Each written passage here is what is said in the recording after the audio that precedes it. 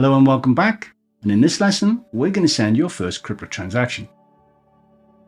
In order to get some free cryptocurrency into your new MetaMask wallet, we're actually going to use the Ethereum test network so that we can get accustomed to our new MetaMask wallet and sending and receiving cryptocurrency without needing to actually pay any money just yet.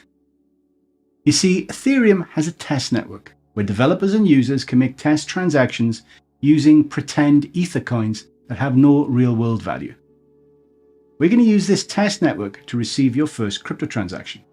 The first thing we need to do is connect your wallet to the Ethereum test network. Open up MetaMask and click on the arrow at the top next to where it says Ethereum Mainnet. Click the Show Hide Test Networks link, and MetaMask will now open up the settings option and ask you to enable test networks. Now click the arrow next to Ethereum Mainnet again and choose the Ropsten test network. MetaMask is now only going to send and receive transactions on this test network. Okay, now let's get some test Ether. We're going to do that by going to a special website called a Faucet, which gives away small amounts of cryptocurrency. Okay, so the first thing we need to do to send our test transaction is to get some test Ether, also known as RF, which stands for Ropsten Ether. To do this, we're going to go to a website called a Faucet, and all a Faucet does is send you crypto. So the website you want to go to is called sendcrypto.biz. This is a Faucet that has been set up specifically by me for students of this course. Once you get there, you will need a username and password. The username is pretty and the password is please. Everything is lowercase. When you get to the Faucet, please come here where it says Faucet Stats and check to see if there is any test Ether available.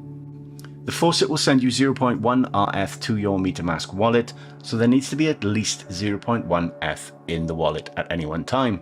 As you can see at the current time, there's just over 60 RF available, so we're good for this transaction. What I want you to do then is open up your MetaMask wallet, go to your account. In this case, I'm in account number 2. You'll probably be in account number 1. And just click where it says the account name, and that will copy your wallet address to your clipboard. Then simply come over here, paste your wallet address into the text box, and click Give me Ropsten F. And if everything goes well, a little green box will pop up that tells you that you have successfully queued 0.1 F to be sent to your wallet address. Now this process can take about 30 minutes. Sometimes it's very quick, sometimes it isn't. It depends on the speed that blocks are being mined on the Ropsten network. Once again, if we come over to Faucet Stats, you can see that there's one recipient currently in the queue to receive ETH from this smart contract, and you'll see the block number being displayed. Generally, when that block number increases by 1 or 2 blocks, then your transaction will be processed. If you'd like to watch your transaction unfolding in real time, then the address of the smart contract is shown here where it says Faucet. Simply right-click that and choose to open link in a new tab. And here you can see a list of every transaction that the Faucet smart contract has ever participated in. Once your transaction is mined, it will appear at the top of this list. When your transaction does get mined, a small piece of text will pop up letting you know that. And once this mining process is complete, the Ether will be sent to you. So our transaction has been mined successfully. If I pop open the MetaMask wallet, I can now see that the 0.1 F is successfully in my wallet. I can also, if I want, go to the Etherscan page, click on this transaction hash here, and it'll display all the transaction information about that transaction. So here's the transaction hash. It shows me that it was a success. It shows me what block my transaction was mined in, and it gives me a timestamp and some to and from information, as well as the cost of the transaction and the amount I sent. Now, for any reason, if when you come to this Faucet you can't get into it, if the website is offline, or if there's not sufficient RF available in this Faucet, you can go to this Faucet, which is faucet.metamask.io. As you can see under the balance, they have around 8 million Ether available for you. and it will send you 1 Ether if your transaction is successful, as opposed to 0.1 from the Faucet that I set up. However, this is quite possibly the most popular test faucet online on the Ropsten network, and as such, it's under huge demand from developers all around the world. All you need to do is come here. It will automatically detect your wallet address, and you click to request 1 Ether. Now, if your transaction is successful, information will pop up here and in the transactions section to show you that this faucet is about to send you 1 Ether. In my case, however, I've received an error message. Generally, you're going to receive an error message. Unfortunately, as you can see here, there are too many requests. At this point in time, there are simply too many people trying to get Ether from this faucet.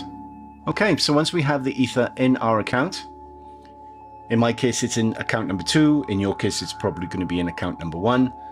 Let's now send a transaction. And that's really easy. But the first thing we need to do is get a destination address. So we're actually going to send this Ether to ourselves. So in order to do that, you need to create a new account on your MetaMask wallet. That is very simple to do. Click here in the pattern circle and come down to where it says create account. In my case, it's now creating the 9th account on this wallet. In your case, this will probably be called account 2. Click create, and there you go. You will now be in your new account. The difference between accounts is just the wallet address. It's a different public key and a different private key. So I'm now going to click here where it says account 9. In your case, please click where it says account 2, and that will copy the address to the clipboard. Click in the pattern circle and go back to the account where your test Ether is. In my case, account 2. Come here and click the send button, and where it says send to, paste the address of, in my case, account 9, in your case, account 2. The asset we're sending is Ether, so you don't need to change anything here.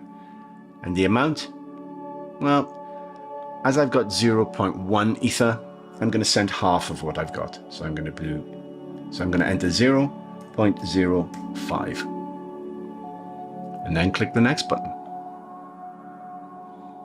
Here's my transaction information. I'm sending Ether. I'm sending 0.5 Ether. Here's my estimated gas fees and the total cost of the transaction. The total cost of transaction will update every few seconds as the cost of Ether changes in real time. Once I'm happy with everything, I click confirm.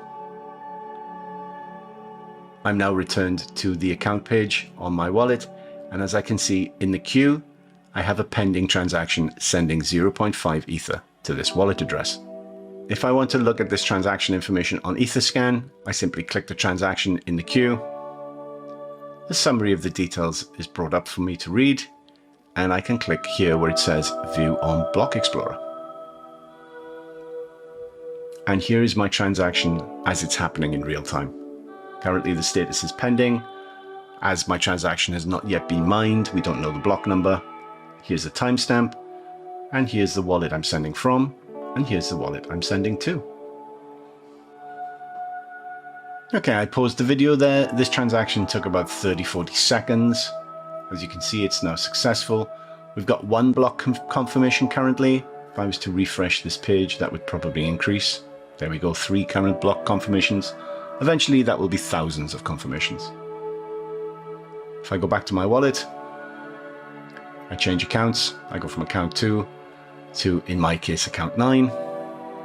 And you can see here is my 0.05 ETH. And there you go. That is a crypto transaction. If you cannot obtain any test Ether, then go to the Discord server that comes with this lesson, and there will be a channel on the side where you can request test Ether directly from me. Unfortunately, it may take me anywhere from 4 to 24 hours to get back to you and send that to you. Earlier, we discussed that you can send different ERC20 tokens on the Ethereum network as well as the Ether coin. No matter if you send Ether via the Ethereum network or some ERC20 tokens, you always pay for the gas fees in Ether, the native coin of the Ethereum network. Paying for transaction fees with a network's native coin is almost always the case in crypto. If you use the Avalanche network, you pay your gas fees in their native coin AVAX. If you use the Harmony network, you pay your gas fees in their native coin 1. Therefore, always try to keep a small balance of the network's native coin in your wallet to cover any transaction fees. Okay, well that's enough for this lesson. I hope you were able to receive test Ether and participate in sending a test transaction. If for any reason you were not able to receive any ETH, then post a message with your wallet address in the Discord server that accompanies this course, and if I have any test Ether, I will send you some. As always, please re-watch this lesson if anything remains confusing. And when you're ready, I will see you in the next lesson where we discuss how you can buy cryptocurrency. Until then, thank you very much for your time.